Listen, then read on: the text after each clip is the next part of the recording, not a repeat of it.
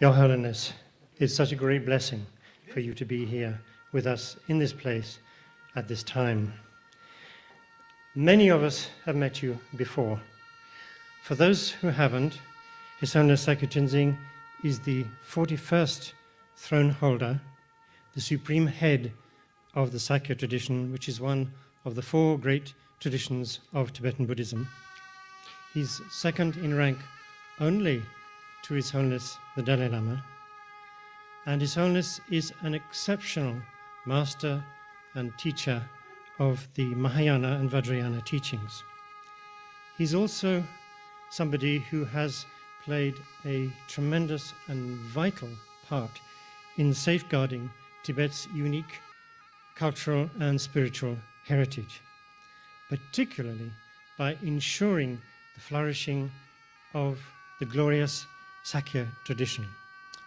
His Holiness, it should be said, is also a great bodhisattva, and anyone who has the privilege of knowing him a little bit will find out just how compassionate, how deeply compassionate a person he is, who has a vision of bringing the teachings of Buddhism to the world at large. Above all, it's exceptionally heartwarming, Your Holiness, to be able to welcome you now, at this time, in this temple, because this temple represents a very important stage, a particular point in the evolution of Sogyal Rinpoche's work and his vision. So all in all, it's very meaningful for us that you're here with us at this very important time. It also feels quite natural for you to be here with us, because not only are you our refuge, but also you are a great and loyal spiritual friend to us all. You're someone who's always been present and has given teachings at Rigpa centers for 30 years now. It goes back 30 years since Rinpoche first began teaching in the West. And those of you who have not met you before will certainly have heard of you from the countless times which Rinpoche has mentioned you in his teachings, and also through that strong link which we all know and cherish so much from your childhood years, going back to Tibet, when both of you received teachings from Vajradhara Jamyen Khyentse Chökyi Lodrö. One of the most wonderful memories of childhood has been spending time in Sakya.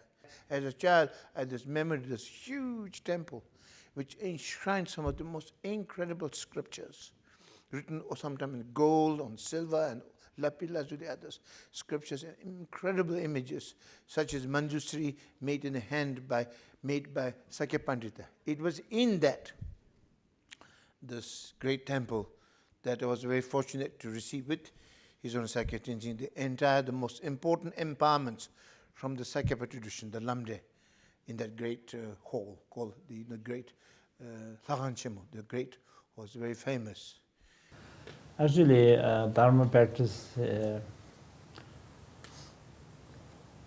is, though there are physical practices and verbal practices and mental practices, but the main practice is the mental practice.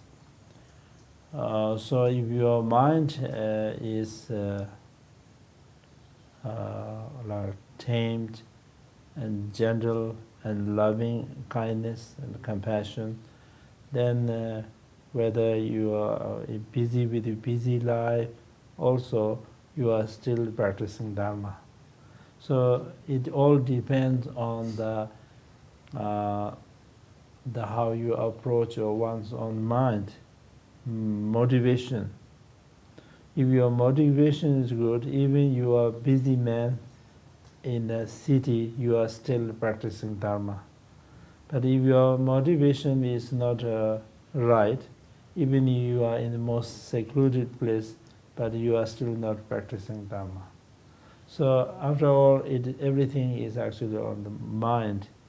So if the mind is more trained, more prepared, doing it rightly, then wherever you are, one could practice Dharma. He's such a wonderful Lama, really.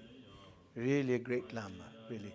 And his being is so generous, kind, and really a bodhisattva. And always calm and stable, never changing, always a mark of a very great master. Really great Lama, he's a really great Lama. If you want to see a great Lama, if you want a kind of an example, he's one.